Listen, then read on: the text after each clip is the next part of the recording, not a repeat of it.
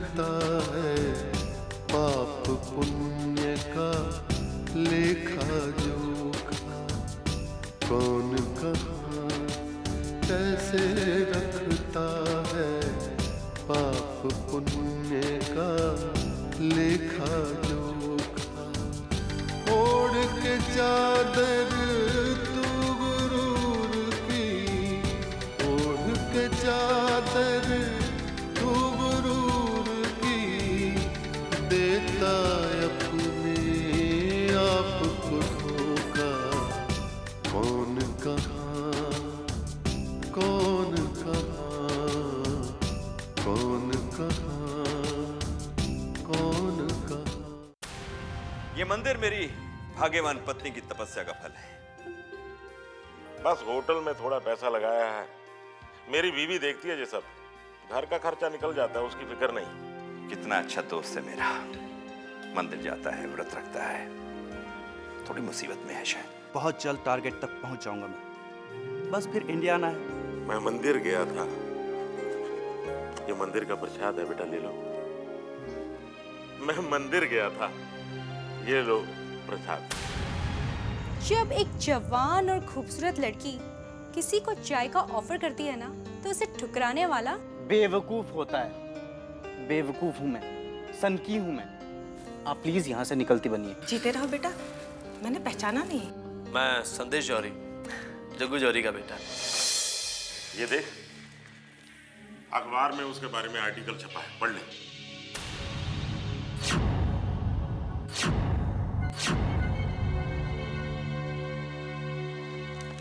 तो तूने क्या सोचा?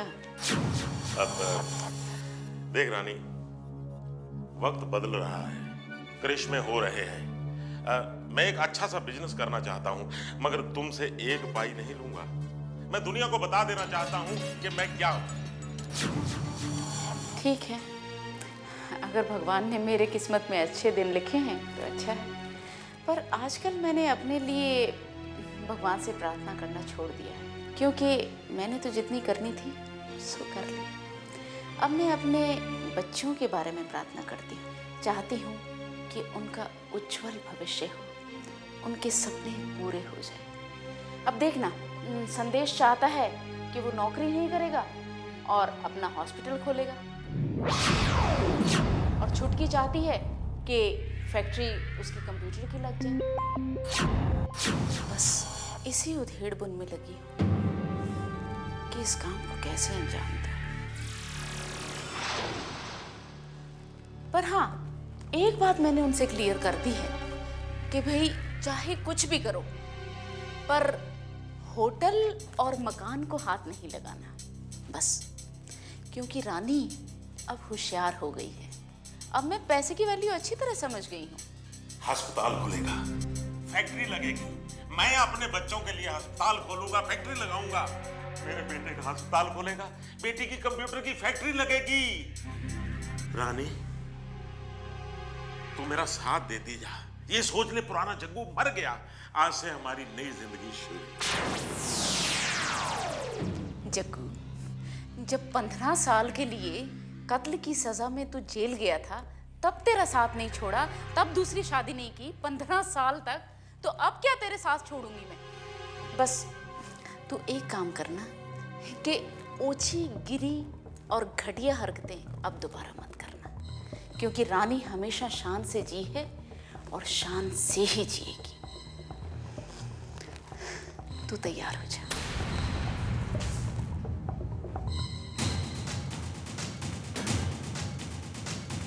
रानी, अब तू देखती जा जग्गू का तमाशा, जग्गू क्या करता है।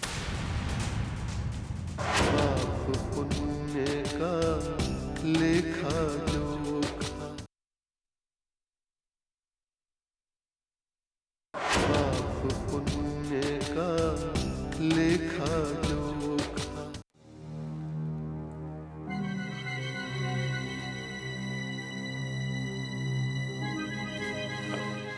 सर, चाय लेंगे या कॉफी?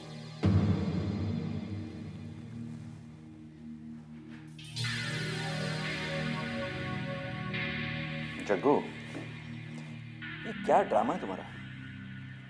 ये ड्रामा नहीं दोस्त, काम कोई भी बुरा नहीं होता। बुरा होता है काम ना करना। बड़े बड़े व्यवसाय, बड़ी नौकरी के सपने देखना और टाइम बर्बाद करना, बैठे बैठे बीवी की कमाई के टुकड़े तोड़ना, ये बुरा होता है। बाकी अगर यहां मैं चपरासी भी लग जाऊंगा तो किसका? अपने यार का ना। मारा ना जूता तूने मखमल में लपेट के मुझे। देख जग्गू, तू मेरा बचपन का दोस्त है, मेरा जिगरी यार। तू मेरा चपरासी कैसे हो सकता है? और एक बात जग्गू, ये जो नक्षत्र है ना, ग्रह नक्षत्र जो आसमान में घूम रहे हैं, ये हमेशा बदलते रहते हैं। ये इंसान को कभी खुशी देते हैं, कभी गम देते हैं, और इसी के साथ इंसान का वक्त बदलता रहता है। सुन, आज से तू मेरा प्राइवेट सेक्रेटरी। तनख्वाह जितनी तू चाहे, एक गाड़ी, एक बड़ा सा कैबिन चपरासी के साथ, ठीक है? सुदामा को इस जन्म का कृष्ण मिल गया। रमू, तू महान है, तू ग्रेट है। भगवान ने तुम्हें अपार धन दौलत दी है। ऐसे ही नहीं, तू इसका सच्चा हकदार है रे, सच्चा हकदार है। आज के बाद तेरा सब कभी मत कहना।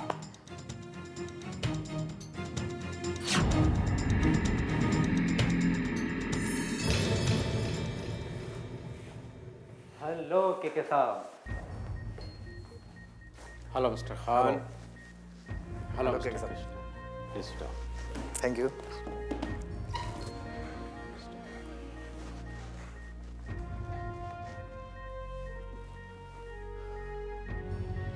आप लोगों का शुक्रिया, मेहरबानी। आप लोगों ने मेरी फिल्म के लिए पैसा लगाया। टेबल पर आपके नाम के चेक रखे हुए हैं। ये फिल्म अब कभी पूरी नहीं होगी। तो फिर दूसरी बनाइए के साहब। हमने आपसे करोड़ों कमाया है और थोड़ा बहुत नुकसान तो हम बर्दाश्त कर ही सकते हैं। ये तो धंधा है, कभी नुकसान कभी फायदा, ये तो चलते रहता है। जानते हैं खान साहब, जानते हैं कृष्णा जी, इस सृष्टि की सबसे बड़ी पीड़ा क्या होती है? एक माँ की प्रसव पीड़ा, जो अपने बच्चे को, अपने संतान को इस दुनिया में लाने के लिए सहती है और सृष्टि को देती है एक खूबसूरत बच्चा। कल्पना कीजिए कि वो माँ की पीड़ा बढ़ती जाती है और संतान सृष्टि में नहीं आ पाती है। तो उस माँ की पीड़ा का अंदाज लगाइए आप। आज केके का सर्जन भी अधूरा है, केके का सर्जन भी बाहर नहीं आ पा रहा। केके की पीड़ा को आप नहीं समझ सकते खान साहब, आप नहीं समझ सकते। केके तड़प रहा है, केके के जख्म नासूर बन रहे हैं खान साहब, नासूर। प्लीज मुझे समझने की कोशिश कीजिए। मैं ये फिल्म नहीं बना सकता, नहीं। फिर तो हम ये पैसा वापस बिल्कुल नहीं लेंगे के साहब। सुना है फनकारों कलाकारों के जख्मों से नई कहानी बनती है, नया फन दुनिया में आता है। अब नई फिल्म बनने में ज़्यादा वक्त नहीं है के साहब। के साहब, पैसे आप अपने पास ही रखिए, हम चलते हैं।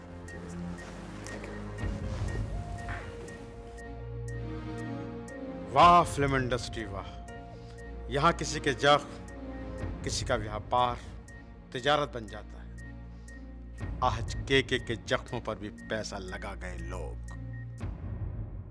पाप पुण्य का लेखा जोखा, पाप पुण्य का लेखा जोखा।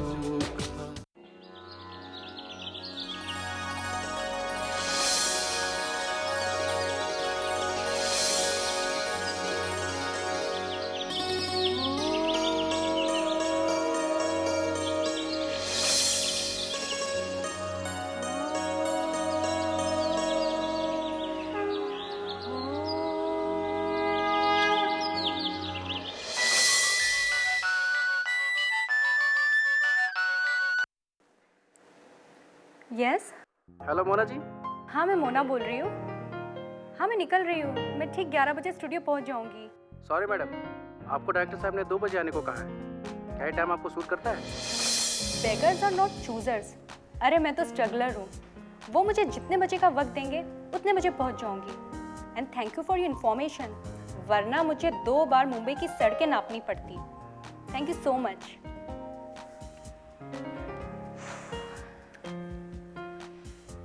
अब तो 2 बजे तक मैं तो बोर हो जाऊंगी। क्या करूं?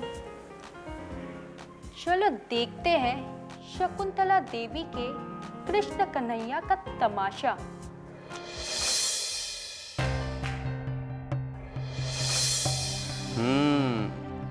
इस दिल्ली वाली को बाहर का रास्ता तो दिखाना ही होगा। She is a big planner. धीरे धीरे ही मम्मी को पटा रही है, मुझे फंसाने की भी कोशिश कर रही है। कहीं इसका इरादा मुझसे शादी करके इस घर में हमेशा के लिए सेट होने का तो नहीं है? No no no no, never. मैं शादी करूंगा तो फिर ये शैतान की नानी मुझसे रात दिन लड़ेगी और बाद में डिवोर्स मांगेगी। और कानूनन मुझे अपनी प्रॉपर्टी का आधा हिस्सा इससे देना होगा। मैं तो कंगाल हो जाऊंगा। ठीक है, आज इस नौटंकी को मैं अपनी नौटंकी दिखाता हूं। यस।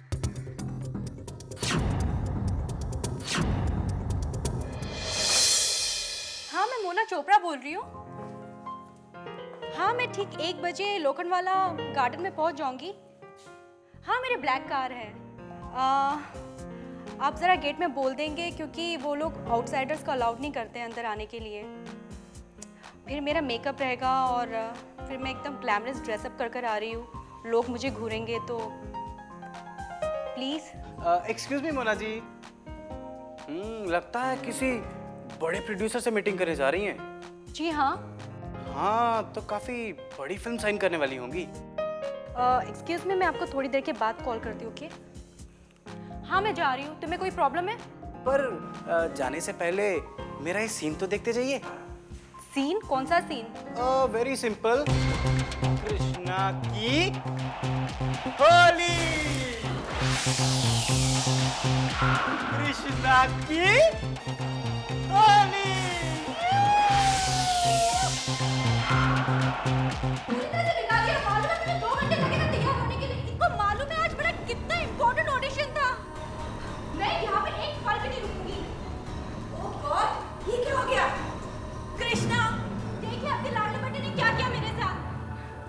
इस भैंसे का कुछ नहीं हो सकता। आप ही संभालिए इसे, मैं तो जा रही हूँ। कृष्णा, मेरा नटखट कन्हैया, क्यों करते हैं तू ये सब? मॉम, आप अच्छी तरह से जानती हैं कि मुझे अपने इस घर में आपके और अपने अलावा कोई तीसरा नहीं चाहिए। बस चल हट।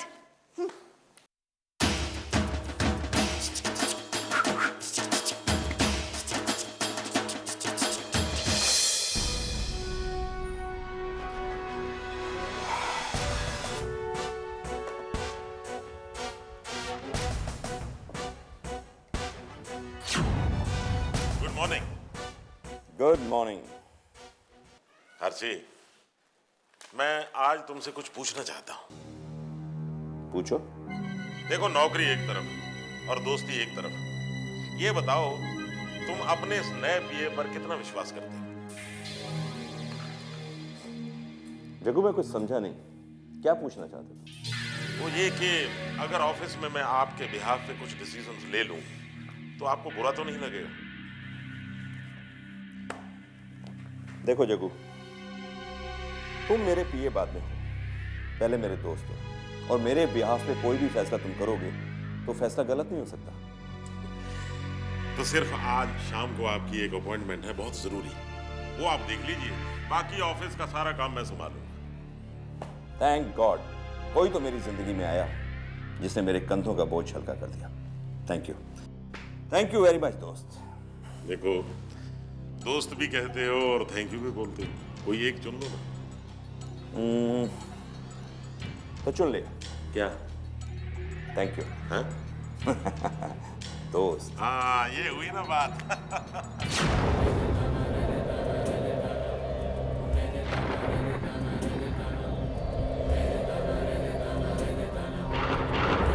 पाप पुण्य का लेखा जोखा, पाप पुण्य का लेखा जोखा। नारायण नारायण। चित्रगुप्त जी, कलयुगी मायावी पाप जग्गू जौहरी को अपना हथियार बनाकर आर.सी. श्रीवास्तव पर प्रहार करना चाहता है। पहले तो संस्कारी गुणवान प्राणी उर्वशी तथा अब पवित्र आत्मा श्रीवास्तव की ओर।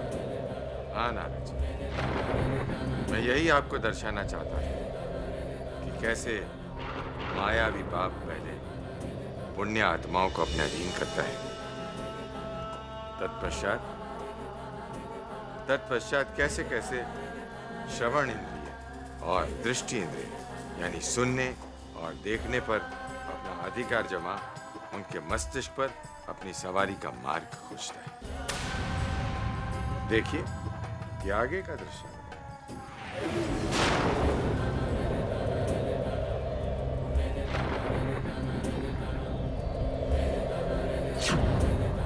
केके की डेट्स हीरा तनवानी को दी थी।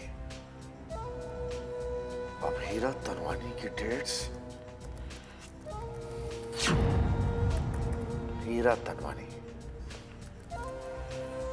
आई am sorry, not available, emergency leaving out of town, shooting not happening. अरे चोपड़ा जी, नहीं आप टेंशन मत लीजिए, मिलेंगी बाबा, आपको भी डेट्स मिलेंगी। हाँ, मैं खुद वीरू जी से बात करूंगी। Okay, bye bye, see ya. Good morning madam. Good morning Veeru ji. Veeru ji, ये केके की डेट्स जो हमने तनवानी को दी थी, वो हमने दूसरे 3 प्रोड्यूसर्स में क्यों बांट दी? वीरू जी, मैं आपसे बात कर रही हूँ। मैडम जी प्लीज, मैं सुन रहा हूँ। प्लीज फॉर गॉड सेक आप अपना काम कीजिए ना। आपका काम है एक्टिंग करना ना, और मेरा काम है आपकी डेट्स, ये सारी प्रॉब्लम सब सॉर्ट आउट करना। मैं हूँ ना। लेकिन वीरू जी, अगर हम तनवानी को डेट्स पहले देते हैं तो उसकी फिल्म जल्दी कंप्लीट हो जाएगी। और अगर ऐसा नहीं हुआ तो बोलिए। मैडम जी, आपको हर बात मुझे समझानी पड़ती है। प्लीज फॉर गॉड सेक आप अपने करियर में कंसंट्रेट कीजिए ना। आपका काम है एक्टिंग करना। फॉर द लास्ट टाइम मैं आपको समझाना चाहता हूँ, खुदा ना खास्ता अगर तनवानी साहब की फिल्म बॉक्स ऑफिस पर ठंडी पड़ जाती है तो उसके बाद आपका क्या होगा? बोलिए ना। आपका करियर ठंडा पड़ जाएगा, प्राइस ठंडी हो जाएगी, और साथ में हम दोनों का करियर तबाह हो जाएगा। मैडम जी, ये फिल्म इंडस्ट्री है, यहाँ स्ट्रैटेजीज, प्लानिंग की सख्त जरूरत है। इसलिए मैंने 3 और नए प्रोड्यूसर लाइनअप में रखे हैं। अगर तनवानी साहब की फिल्म बॉक्स ऑफिस पर फ्लॉप हो जाती है या बंद पड़ जाती है, कुछ भी हो जाता है, उसका कोई प्रॉब्लम नहीं। और अगर इन तीनों प्रोड्यूसरों में से एक फिल्म आपकी हिट हो जाती है तो 5 साल के लिए आपका करियर फिट।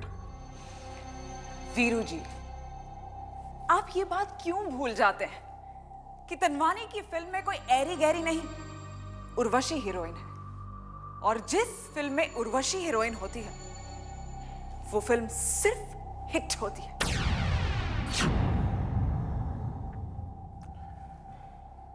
मैडम जी, आपकी शान में एक शेर अर्ज कर सकता हूं? हाँ, कहिए। शौहरत की बुलंदी भी पल भर का तमाशा है, जिस शाख पर बैठी हो वो शाख को गिरना है। क्या कहा? जरा फिर से कहिए। सॉरी मैडम जी, golden words are not repeated again.